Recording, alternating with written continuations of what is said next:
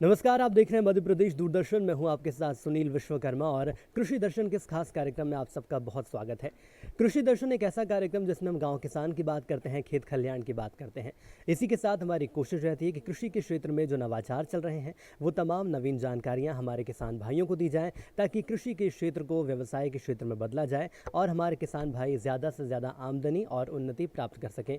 इसी कड़ी को आगे बढ़ाएंगे और आज हम मौजूद हैं केंद्रीय कृषि अभियांत्रिकी संस्थान भोपाल नवी बाग स्थित, और आज हम यहां पर जानेंगे कि आखिर केंद्रीय कृषि संस्थान द्वारा कृषि के मशीनीकरण को लेकर प्रचार प्रसार क्या कुछ किया गया है। हमेशा की तरह हमारे साथ एक खास विशेषज्ञ मौजूद हैं। सबसे पहले मैं आपका परिचय उनसे करा देता हूं, उसके बाद बताएंगे कि आखिर जो हमारा विषय है उसको लेकर क्या कुछ जानकारियां और क्या कुछ प्रयास अब तक यहाँ के द्वारा किए गए हैं। हमारे साथ डॉक्टर उदय बड़ेगांवकर साहब मौजूद हैं। आप प्रधान कृषि वैज्ञानिक है। सर, आपका बहुत स्वागत है कृषि दर्शन के इस मंच पर। नमस्कार किसान भाइयों, और केंद्रीय कृषि अभियांत्रिकी संस्थान की ओर से इस कार्यक्रम में मैं भी आप सभी कृषक बंधुओं का हार्दिक स्वागत करता हूं। चलिए सर, तो पहला सवाल मेरा आपसे यही है कि अगर हम बात कर लें कृषि के समग्र विकास को लेकर, तो अब तक कृषि के क्षेत्र में संस्थान के द्वारा क्या कुछ कदम उठाए गए हैं? देखिए, ये संस्थान केंद्रीय कृषि अभियांत्रिकी संस्थान की स्थापना 15 फरवरी 1976 को भारतीय कृषि अनुसंधान परिषद के अंतर्गत की गई थी। और जैसा कि संस्थान के नाम से ही विदित है, केंद्रीय कृषि अभियांत्रिकी संस्थान, तो खासतौर पर इन दो शब्दों की ओर यदि आप ध्यान दें, कृषि अभियांत्रिकी, तो यह संस्थान मुख्य रूप से कृषि अभियांत्रिकी के क्षेत्र में जो कृषकों की समस्याएं हैं और कृषि से जुड़े हुए विभिन्न जो दूसरे स्टेक होल्डर्स हैं उनकी समस्याएं हैं, उनके समाधान के लिए संस्थान की स्थापना की गई है। और इस साल 2025 में है ये संस्थान सफलतापूर्वक अपने 50 वर्ष पूर्ण कर रहा है। जी सर, इसके अलावा यदि हम किसान भाइयों की बात कर लें तो किसान भाइयों के लिए तो तमाम प्रयास किए ही जाते हैं, लेकिन यदि एक आम किसान है जो कि जुड़ना चाहता है, समझना चाहता है कि आखिर कृषि के क्षेत्र को या कृषि के व्यवसाय को मैं आगे कैसे बढ़ा सकता हूँ, उसके लिए क्या कुछ मदद की जाती है? कृषि व्यवसाय की जैसे आपने बात की, तो कृषि व्यवसाय की भी यदि हम बात करें तो जिस तरह से कृषि में विभिन्न क्षेत्र हैं, वैसे ही कृषि व्यवसाय के लिए भी विभिन्न क्षेत्र हैं। जी, तो कृषि अभियांत्रिकी में भी एक कृषि व्यवसाय के लिए बहुत कुछ उपलब्ध है, और ये संस्थान कृषि अभियांत्रिकी में व्यवसाय को लेकर ही खासतौर पर कार्य कर रहा है। तो जो समस्त कृषक बंधु हैं, कृषक बंधुओं के अलावा जैसे निर्मातागण हैं, कृषि यंत्र निर्मातागण हैं, कृषि यंत्र निर्मातागणों के अलावा कृषि के क्षेत्र में कार्य करने वाली जैसे ऊर्जा से संबंधित या इरिगेशन से संबंधित जो इंडस्ट्रीज़ हैं या उद्योग धंधे हैं, वो भी हमसे संपर्क कर सकते हैं। इसके अलावा जो विभिन्न विश्वविद्यालयों में या कॉलेजों में अध्ययनरत जो छात्र छात्राएं हैं, वो भी या कृषि उद्यमी जो नए बनना चाहते हैं, तो उद्यमिता विकास से संबंधित कार्यों के लिए भी कृषि अभियांत्रिकी के अंतर्गत इस संस्थान से संपर्क उनके द्वारा किया जा सकता है। जी। और खासतौर पे हमें कृषक बंधुओं की जानकारी के लिए मैं एक मुख्य रूप से जो चीज़ बताना चाहूँगा, तो संस्थान के नाम में कृषि अभियांत्रिकी जो जुड़ा हुआ है, तो कृषि अभियांत्रिकी को भी हमें थोड़ा सा समझना होगा कि कृषि अभियांत्रिकी आखिरकार क्या है। यदि कृषि अभियांत्रिकी की बृहद रूप में मैं व्याख्या करूंगा तो इसमें कृषि से संबंधित 4 क्षेत्र मुख्य रूप से आ जाते हैं। मशीनीकरण से संबंधित जब हम बात करेंगे तो कृषि अभियांत्रिकी के अंतर्गत सर्वप्रथम जो है वो फसल उत्पादन मशीनरी आती है। मतलब फसल उत्पादन के क्षेत्र में जो जो मशीनें हमें लगेंगी उनसे संबंधित कार्य संस्थान में किया जाता है। फसल उत्पादन के बाद में फसल का संसाधन एक महत्वपूर्ण क्षेत्र है। फसलों का संसाधन करके उनसे कृषक अपनी कमाई, अपना व्यवसाय कर सकते हैं और अपनी कमाई बढ़ा सकते हैं। बिल्कुल। तो कृषि संसाधन एक महत्वपूर्ण क्षेत्र है। कृषि संसाधन से जुड़ी हुई मशीनें एक ऐसा क्षेत्र है जिसमें संस्थान महत्वपूर्ण कार्य कर रहा है। इसके बाद आता है कृषि में ऊर्जा। कृषि में ऊर्जा से संबंधित मशीनों के लिए भी या कृषि में ऊर्जा से संबंधित जो तकनीकें हैं, जैसे कि विंड एनर्जी हो गया या सोलर एनर्जी हो गया, या इसके अलावा कृषि के जो अपशिष्ट बचते हैं उन अपशिष्टों का ऊर्जा के लिए उपयोग करना, उनसे संबंधित मशीनरी के बारे में भी संस्थान द्वारा कार्य किया जाता है। और चौथा सबसे महत्वपूर्ण क्षेत्र जो आ जाता है कृषि में सिंचाई। जी तो न सिर्फ सिंचाई के अलावा जल का निर्गमन जिसे हम ड्रेनेज कहते हैं उसका भी प्रबंधन, यानी इरिगेशन एवं ड्रेनेज मैनेजमेंट, ये दो क्षेत्र ऐसे आ जाते हैं जो कृषि अभियांत्रिकी के विकास के हिसाब से महत्वपूर्ण है। बिल्कुल। तो कुल सर ये मिलाकर आपने चार जी विषय है जी जो कृषि अभियांत्रिकी से संबंधित है। बिल्कुल। और इन चारों क्षेत्रों में जो है हमारा संस्थान कार्य कर रहा है। तो जैसा कि सर आपने 4 पहलू बताए हैं, 4 सवालों पर विस्तार से जानकारी दी है, लेकिन इसी को यदि हम और समझना चाहें तो किसान भाइयों के लिए सबसे महत्वपूर्ण पहलू आखिर इनमें से कौन सा है? देखा जाए तो वैसे चारों विषय ही महत्वपूर्ण हैं और संस्थान के द्वारा इन चारों क्षेत्रों में विभिन्न प्रभाग हैं और इन चारों क्षेत्रों में विभिन्न प्रभागों के द्वारा और विभिन्न योजनाओं के माध्यम से कार्य किया जा रहा है। खासतौर पर संस्थान के कार्य क्षेत्र की यदि मैं बात करूं तो सर्वप्रथम जो संस्थान का कार्य है वो इन चारों क्षेत्रों में अनुसंधान एवं विकास करना, मतलब इन चारों क्षेत्रों से संबंधित फसल उत्पादन, उसके बाद में फसल संसाधन, उसके बाद में ऊर्जा, उसके बाद में सिंचाई एवं जल निकासी, इन चारों क्षेत्रों में अनुसंधान एवं विकास। तो इन चारों क्षेत्रों से संबंधित जो अभियांत्रिकी तकनीकें हैं उनके बारे में अनुसंधान एवं विकास करना, मतलब अनुसंधान करने के बाद में नई नई तकनीकें विकसित करना। और ये जो नई तकनीकें विकसित हो रही हैं इन तकनीकों को, इन टेक्नोलॉजीज़ को, इनका प्रचार प्रसार करना और इन्हें कृषकों तक पहुंचाना। क्योंकि किसी भी तरह का यदि अनुसंधान का कोई कार्य होता है, यदि वो किसानों तक नहीं पहुंचे तो फिर वो एक तरह से व्यर्थ चला जाता है। तो जो भी अनुसंधान या विकास का कार्य होता है उसका कृषकों तक और इसके अलावा जो विभिन्न अलग घटक हैं जिन्हें इन तकनीकों की ज़रूरत है उन तक पहुंचना बहुत ज़रूरी है और उसी क्षेत्र में यह संस्थान महत्वपूर्ण कार्य कर रहा है। चलिए बिल्कुल, जैसा कि सर किसानों की आपने बात करी है तो सबसे बड़ा सवाल छोटे किसानों को लेकर होता है या महिला किसानों को लेकर होता है कि आखिर वो अपने व्यवसाय को आगे कैसे बढ़ा सकते हैं। उसके लिए नवीन उपकरण भी चाहिए रहते हैं, उसके लिए बीज भी चाहिए रहते हैं, कई ऐसे कृषि को लेकर तत्व हैं जो छोटे किसानों के लिए ज़रूरी होते हैं। उनको विकास की मुख्य धारा में जोड़ने के लिए क्या कुछ प्रयास किए जाते हैं? संस्थान की जो अनुसंधान गतिविधियां हैं, अनुसंधान गतिविधियों के अलावा प्रचार प्रसार की गतिविधियां हैं। तो प्रचार प्रसार की जब हम गतिविधियों की बात करते हैं तो इनमें मुख्य रूप से यदि कृषकों की एवं महिला के साथ कृषकों की यदि हम बात करें तो संसाधन विकास, ह्यूमन रिसोर्स डेवलपमेंट जिसको कहते हैं, मानव संसाधन विकास, ये संस्थान की जो है वो सबसे महत्वपूर्ण संस्थान का कार्य इस क्षेत्र में।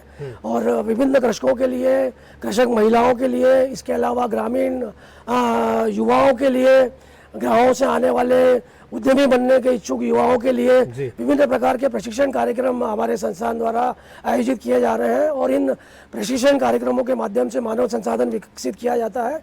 और मानव संसाधन का विकास करना मतलब उनको इन तकनीकों के बारे में जानकारी देना और इन तकनीकों के बारे में जानकारी देते हुए उन तकनीकों का जो नई नई तकनीकें संस्थान द्वारा विकसित की गई हैं उन तकनीकों का उनको हस्तांतरण करना, यही प्रमुख रूप से संस्थान का उद्देश्य है, जिसमें यहाँ संस्थान के सारे वैज्ञानिक और पूरा संस्थान जो है वो लगा हुआ है। चलिए बिल्कुल सर, आपने संस्थान की बहुत बारीकी से जानकारी दी है, लेकिन इसके अलावा आपसे ये समझना चाहेंगे जैसे जैसे खेती का स्वरूप बदलता जा रहा है, अब आधुनिक खेती को अब ज़्यादा अमल में लाया जा रहा है, जैसा कि ये प्रशिक्षण की आपने बात करी, तो मैं कई ऐसे भी युवा किसानों को देखता हूँ जो कि अब खेती किसानी के व्यवसाय में आना चाहते हैं। ऐसे किसानों को लेकर आखिर क्या कुछ दिशा निर्देश प्रशिक्षण में दिए जाते हैं? मशीनों का कृषि में उपयोग ये अपने आप में एक आधुनिकीकरण ही है। इस आधुनिकीकरण की शुरुआत काफ़ी दशकों पहले हुई थी जब बैल चलित या पशु चलित यंत्रों से शुरुआत हुई थी। लेकिन इन पशु चलित यंत्रों के क्षेत्र में अनुसंधान एवं विकास करते हुए धीरे धीरे संस्थान ने जो कृषि में विकास की जो गति है उसी हिसाब से अपने अनुसंधान की, मशीनीकरण में अपने अनुसंधान की गति भी रखी है। तो शुरुआत इस संस्थान द्वारा पशु चालित या बैल चालित यंत्रों द्वारा की गई थी, लेकिन आज हम उनसे आगे बढ़ते हुए हमने पावर टिलर चालित कृषि यंत्र, उसके अलावा फिर ट्रैक्टर चालित कृषि यंत्र, ट्रैक्टर चालित कृषि यंत्रों के अलावा सेल्फ प्रोपेल्ड या स्वचालित कृषि यंत्रों का विकास किया है। और आज हम आर्टिफिशियल इंटेलिजेंस और मशीन लैंग्वेज आधारित और रोबोटिक्स आधारित जो कृषि यंत्र हैं उन तक पहुंच चुके हैं। तो कृषि में जो विकास की गति रही है उसी तरह से हमारे संस्थान ने भी कृषि मशीनीकरण के विकास में भी अपनी गति रखी है। और उसी गति के हिसाब से, उसी आधुनिक तकनीकों पर ही जो हमारे युवा उद्यमी हैं या कृषक महिलाएं हैं या हमारे कृषक हैं उन्हें जो प्रशिक्षण दिया जाता है वो निश्चित रूप से आधुनिक यंत्रों के बारे में ही दिया जाता है। बिल्कुल सर, जैसा कि आपने आधुनिक यंत्रों की बात करी है तो मेरा अगला सवाल आधुनिक कृषि को लेकर है कि भविष्य में कृषि को आधुनिक बनाने के लिए और ज़्यादा कमाई करने के लिए, खासतौर पर किसान भाइयों की यदि मैं बात कर लूँ, तो उसके लिए क्या कुछ प्रयास अभी तक किए गए हैं? जैसे कि आपने बताया रोबोटिक्स जो खेती है वो किसानों को सिखाई जा रही है, प्रशिक्षण में बताया जा रहा है, कुछ उस विषय में जानकारी दें। सबसे पहले तो हमें जानना पड़ेगा कि कृषि को आधुनिक बनाने के लिए, या फिर जैसा आपने बताया कि आगे कृषि को हमें और आगे ले जाना है, उत्पादन बढ़ाना है, तो सबसे महत्वपूर्ण तो कृषि यंत्रों का उपयोग ही होगा। ऐसा कहा जाता है कि अगली जो हरित क्रांति आएगी देश में, वो कृषि यंत्रों की वजह से ही आएगी। तो कृषि को आधुनिक बनाने के लिए सर्वप्रथम तो मैं हमारे कृषक बंधुओं से ये अपील करना चाहूँगा कि वे कृषि मशीनीकरण की ओर अधिक से अधिक बढ़ें। और इसके अलावा जो आधुनिक तकनीकें आ रही हैं, तो संस्थान द्वारा ड्रोन के बारे में कृषक महिलाओं को, उद्यमियों को ट्रेनिंग दी जाती है। इसके अलावा आर्टिफिशियल इंटेलिजेंस आधारित या स्वचालित या आजकल तो इवन मानव रहित, खासतौर पर कृषि के क्षेत्र में लेबर की समस्या, मजदूरों की समस्या बहुत ज़्यादा है, इसीलिए मशीनीकरण धीरे धीरे बढ़ भी रहा है।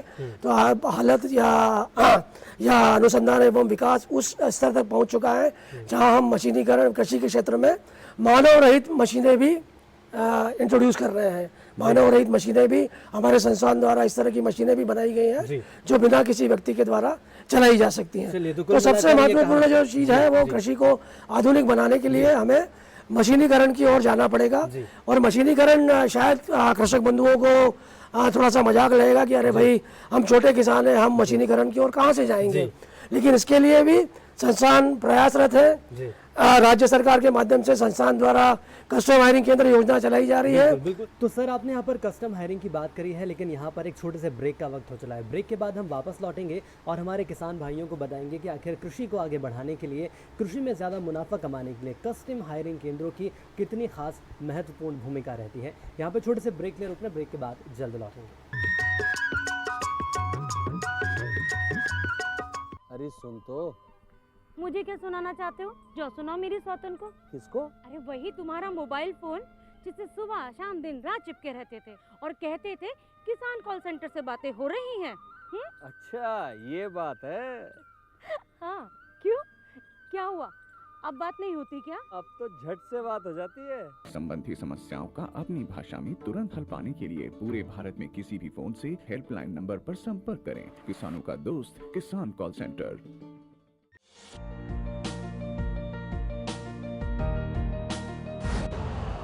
यूरिया का स्वदेशी उत्पादन 70 लाख टन बढ़ाने के लिए 6 उर्वरक संयंत्रों का उद्धार किया जा रहा है। FCIL के गोरखपुर, सिंदरी, तलचर और रामागुंडम संयंत्र, HFCL की बरौनी इकाई और BVFCL की नामरू फोर्थ। सोने पर सुहागा ये है कि देश में अब बनेगा सिर्फ नीम लेपित यूरिया, क्योंकि इससे होगा किसानों का फायदा ही फायदा। अनाज का उत्पादन 10% तक बढ़ेगा।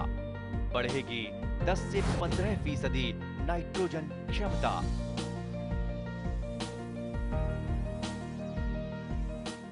तो ब्रेक के बाद एक बार फिर आप सभी का स्वागत है और चर्चा को आगे बढ़ाएंगे। हमारे साथ खास मेहमान जुड़े हुए हैं। एक बार फिर आपका परिचय करा देता हूं। डॉक्टर उदय बड़ेगांवकर जी मौजूद हैं, आप प्रधान वैज्ञानिक। सर एक बार फिर आपका बहुत स्वागत है कृषि दर्शन में। तो किसान भाइयों, ब्रेक पर जाने से पहले कस्टम हायरिंग केंद्रों को लेकर हम बातचीत कर रहे थे। सर समझना चाहेंगे कस्टम हायरिंग केंद्र आखिर किसान भाइयों के लिए कितने जरूरी होते हैं? कस्टम हायरिंग केंद्रों की अब जब हम बात करते हैं, या कस्टम हायरिंग के माध्यम से मशीनों को, कस्टम हायरिंग का मतलब हुआ किराए पर मशीनें उपलब्ध करवाना जी। तो कस्टम हायरिंग केंद्र का मतलब हुआ एक ऐसा केंद्र जहां से कृषक बंधुओं को ये मशीनें, आधुनिक मशीनें किराए पर उपलब्ध हो जाए, ताकि उन्हें ये महंगी महंगी मशीनें स्वयं खरीदने की जरूरत न पड़े। सबसे बड़ी चीज़ यहाँ पर मैं ये कहना चाहूँगा, हमारे देश की यदि कृषि में परिस्थिति देखें, हम लैंड होल्डिंग की बात करें, कृषकों के पास में जो एवरेज लैंड होल्डिंग है, उनके पास में जो भूमि है उसकी बात करें, तो हमारा देश का लगभग 80% किसान ऐसा है जिनके पास में 2 हेक्टेयर या 3 हेक्टेयर तक की जमीन है। बिल्कुल। और सबसे बड़ी समस्या ऐसे ही कृषक बंधुओं को लेकर है, चूंकि जिसके कारण से मशीनीकरण हमारे देश में पिछड़ रहा था जी। लेकिन इस समस्या के समाधान के लिए ही संस्थान द्वारा कस्टम हायरिंग योजना लाई गई, जो केंद्र सरकार की योजना है और राज्य सरकार के माध्यम से लागू की जा रही है। और इस योजना में हमारा केंद्रीय कृषि अभियांत्रिकी संस्थान एक महत्वपूर्ण दायित्व निभा रहा है जी। तो इस योजना के माध्यम से सरकार द्वारा ये सोचा गया, चूँकि हमारे अधिकतर किसान स्मॉल और मार्जिनल, जिसको लघु एवं सीमांत किसान कहते हैं, जिनकी कृषि की जोत बहुत कम है जी। तो ऐसे किसान, ऐसे कृषक बंधु बड़ी बड़ी मशीनें स्वयं नहीं खरीद सकते, उनके पास इतना पैसा नहीं हो सकता। तो ये सोचा गया कि क्यों ना ऐसी मशीनों को ऐसे कृषक बंधुओं को किराए पर उपलब्ध करवा दिया जाए। तो इस योजना के माध्यम से अच्छी अच्छी मशीनें कृषक बंधुओं को किराए पर उपलब्ध करवाई जा रही हैं। और ये कस्टम हायरिंग केंद्र गाँव में युवा उद्यमियों द्वारा चलाए जा रहे हैं जी। तो इससे एक तरह की विन विन सिचुएशन हो रही है। कृषक, छोटे कृषक बंधुओं को नई आधुनिक मशीनें किराए पर उपलब्ध हो रही हैं, बहुत कम किराए पे।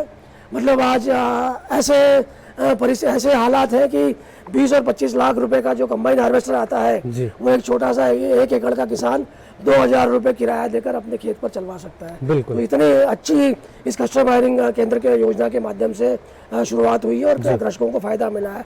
और दूसरी ओर जो हमारे युवा उद्यमी हैं, जो ग्रामीण बेरोजगार युवा हैं, उनको कस्टम हायरिंग केंद्र के माध्यम से अपना रोजगार भी उपलब्ध हो रहा है। तो दोनों तरफ से, और देश में मशीनीकरण बढ़ रहा है, मशीनीकरण की वजह से उत्पादन बढ़ रहा है और देश खुशहाली की ओर बढ़ रहा है। लेकिन इसके अलावा मैं कीट प्रबंधन की बात करना चाहूँगा आपसे। खासतौर पर ये देखा जाता है कई बार किसान भाइयों को इस बात की जानकारी देर से लगती है कि जो फसलों में कीट लग चुके हैं और परिस्थिति ऐसी आ चुकी होती है कि उसके बाद फसलों का नुकसान होना तय है। इस दिशा में क्या कुछ कदम उठाए जाते हैं कृषि वैज्ञानिकों के द्वारा?